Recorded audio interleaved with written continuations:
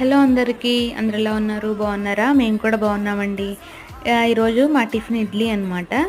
So, ఆ preparation ఒకసారి మీతో షేర్ చేసుకుందామని చెప్పి ఈ వీడియో చేస్తున్నాను. అందరూ అనుకుంటూ ఉంటారు కదా! మిక్సీలో పిండి వేస్తే గట్టిగా వస్తాయి, సరిగ్గా రావు, బావుండదు టేస్ట్ అని చెప్పి.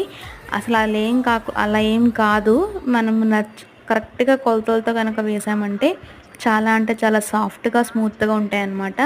మనము మినపప్పు 1 గ్లాస్ తీసుకుంటే మీ ఇడ్లీ రవ్వ అనేది 2 గ్లాసెస్ తీసుకోండి. తీసుకొని గట్టిగా ఒక 2-3 హవర్స్ పాటు ఆ రవ్వ కూడా నాననివ్వండి. మనము మినపప్పు నానటానికి ఎలాగో ఒక 5-6 అవర్స్ పడుతుంది కదా! పట్టుపప్పు తీసుకుంటే చాలా హెల్త్‌కి కూడా మంచిది. ఫైబర్ కంటెంట్ ఉంటది. అండ్ అలానే ఐరన్ రిచ్ ఫుడ్ అనమాట. సో, మనం చాలా మెత్తగా గట్టిగా వద్దు, కొంచెం జారుడు, మరి దోసపిండిలాగా కూడా కాదు.